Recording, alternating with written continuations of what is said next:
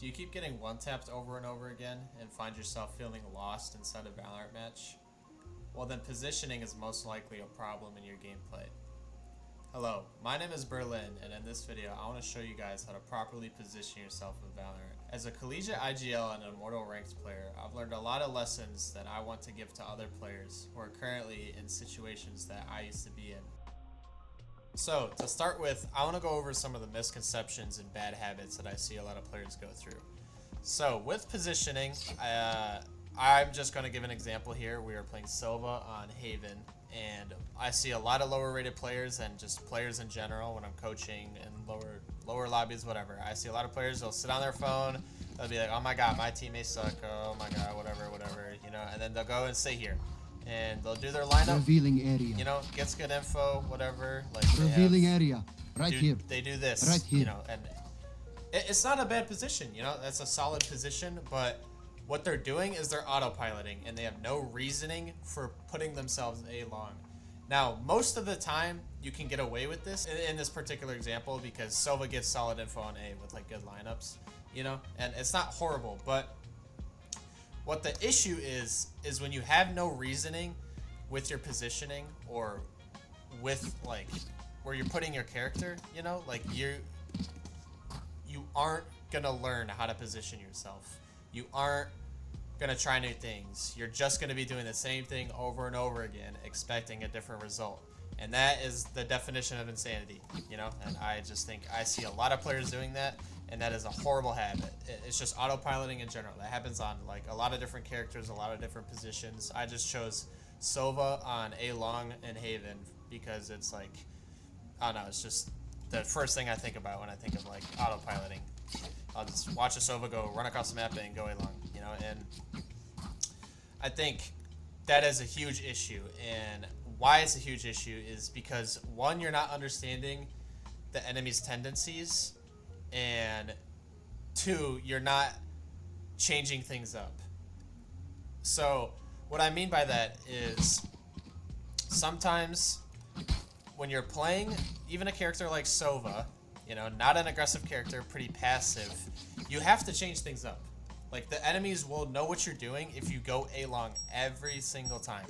Right? Like, if you're just shooting the same dart over and over, they're just going to shoot it. They're just going to, like, wait for it to come in, sit there, and then go walk past it. You know? Like, you're not going to get any value out of that. Like, you have to switch it up. So, like, sometimes you can come to plat, just take an aggressive fight. You know? Even though it's, like, not the smartest thing ever. Scanning ahead. What you need to do is just switch it up. You know what I mean? Like just switching it up in general is going to do you a lot of benefits. And I'm going to explain later in the video, like, when to switch it up and, like, how you should switch it up, you know? So, like, I'm not just saying switch it up and then you have to go figure it out, you know? So, like, I will explain that. But I think the bad habits and misconceptions, just the overall portion of that is there's a lot of autopiloting. There's a lot of, I don't really know what to do, so I'm just going to play A long. And there's a lot of not understanding enemies' tendencies. And that part, it's like, that kind of comes with just playing the game more, but for example, like an example of understanding enemies' tendencies is, hey, they barely go mid at all. I'm gonna position myself mid and go try to walk down and sit in this corner and get good info, right? Like that. That would be understanding enemies' tendencies. So I'm positioning myself on the B site to like try to get into a gap that I've noticed. So now that I've laid the foundation for some of the bad habits and kind of what I want to touch on in this video, I think the first step to actually increasing your value and your position is to actually understand what positioning is. And I think the first step to that is understanding what's an off angle versus what's a common angle and how you abuse those. And most players usually know what that is, but I think a lot of players tend to forget about it and they don't think about it actively while they're playing the game, and I think that is the fault of them and they're just missing out on free opportunity.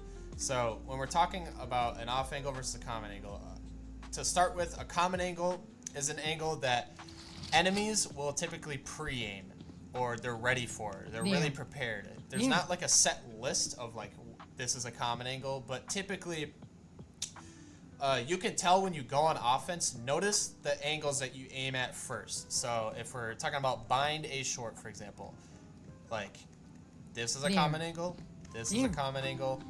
When I'm coming around, this is a common angle, this is a common angle, this is a common angle. Those are like 5 common angles that when I'm slicing the pie, I'm most prepared for those 5 angles, right?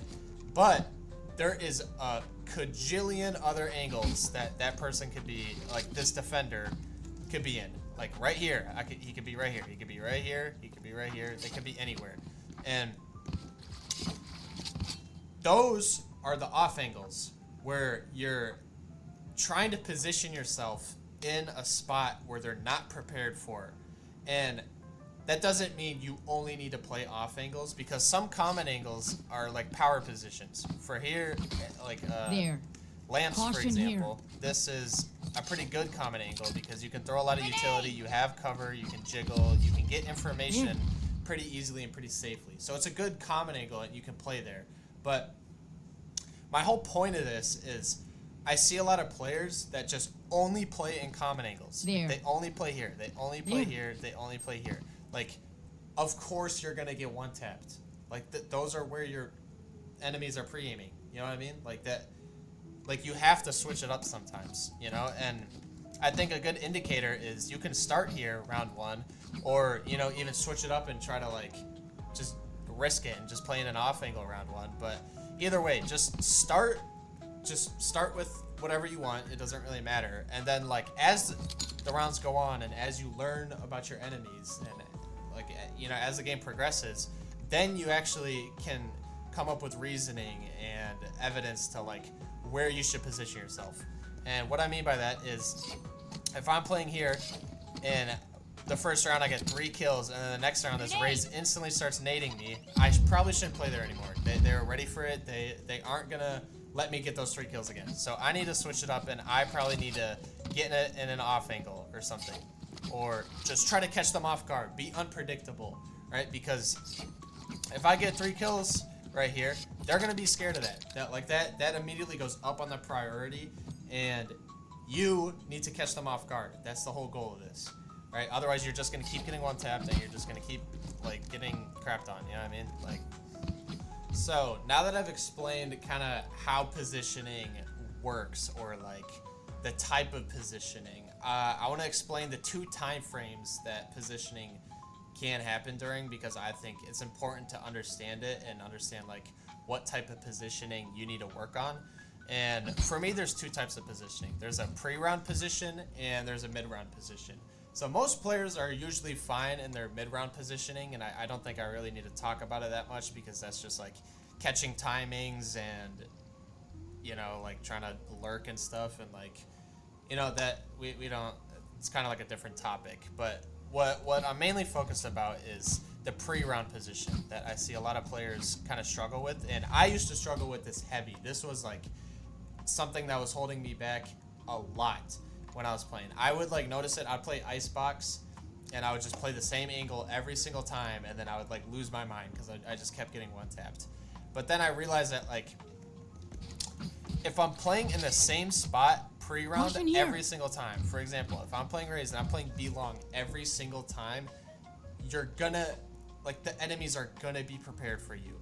Your pre-round position is really important, and I think a lot of players, like, bad habits are just autopiloting. Like I said, like, they just autopilot to their position, but I promise you the pre-round position is like really like what you can change, you know, like before anything starts, you can automatically put yourself in a better position if your pre-round positioning is good.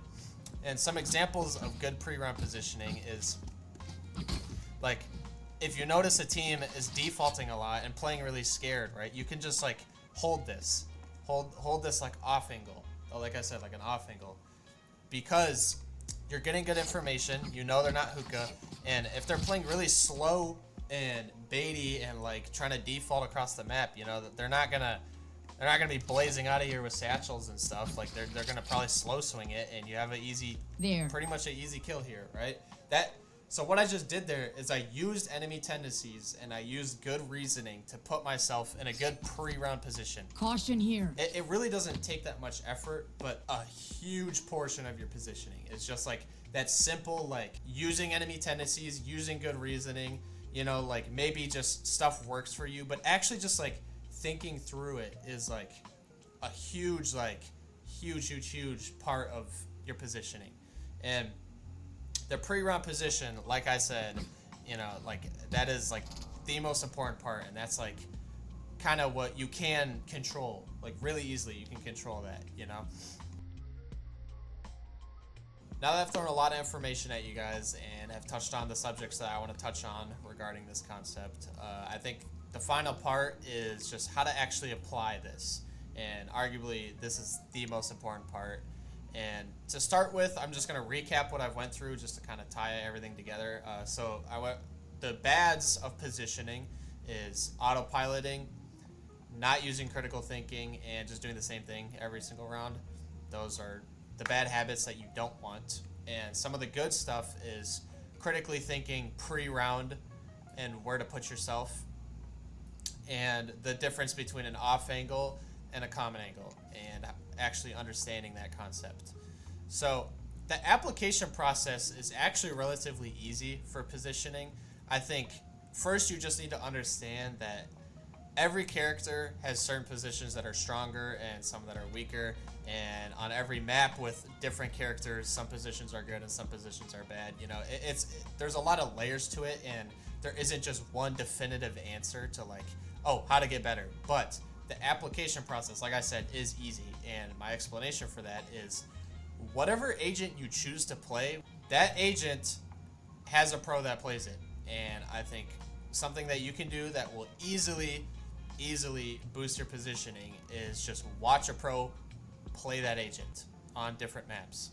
Like for example, if you're playing Clove, watch Som VODs, NRG Som. He's really good, you know, like you can just notice where he's putting himself pre-round, because the pre-round for a Radiant lobby is the same for the pre-round in a Bronze lobby. Like nothing changes. He's putting himself in good positions, and obviously the tendencies are different. You know, like you're not gonna be able to like pick up on Radiant tendencies in a Bronze lobby because they're not actually thinking in a Bronze lobby. But that's besides the point. Just either way, there's a lot of stuff that you can gain from just watching pros play. You understand that they actually like use their head when they're in the pre-round. They're not just sitting on their phone scrolling TikTok, right? Like they actually have reasoning for like why they're playing here, because it suits their character more. And I think just that is the biggest thing, is just watch pro VODs. Something that I can tell you right away, and something that I have like kind of built within myself, is just a process that I've kind of explained in other videos. But instead of after you die,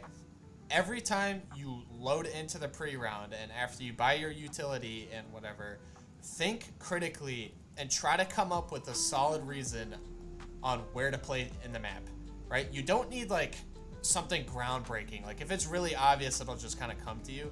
But like try to just genuinely think and just try to come up with something and just be like, hey, they're not droning shower. They just have one dude shower. I'm just gonna try to like go shower and take that fight, right? That is solid reasoning, and that will automatically get you a free 50-50. If you're struggling in that match and you keep just getting jet dashed on and Phoenix mollied, right? Like just go take a 50-50 in shower, because you know that there's only one there, right? Like you're automatically just increasing your odds to get better kills just by that simple thought alone, right? And then once you start thinking about that, you start building good habits, and you start, you know, like thinking critically. Like I said, you like pick up on more habits, and then that like that the enemies are doing. Like you pick up on more tendencies, and then you start thinking and you start experimenting, and then you kind of find what works for you and what doesn't, and then you start experimenting with off angles, and then you just learn, and then you just grow faster, and you just get better way faster.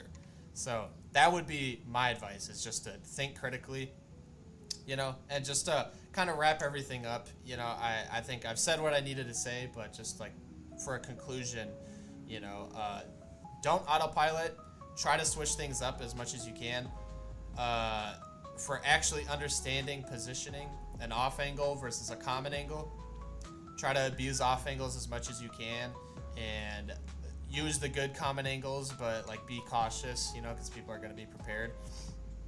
And then understanding pre-round versus mid-round positioning. Mid-round positioning, I'll kind of make a different video about, you know, about like lurking or whatever. But either way, pre-round positioning is something that you can control and is something that is really powerful if you abuse it right. And then improving, watch pro VODs and just think critically. And honestly, that's my best advice for you guys. And I hope you enjoyed.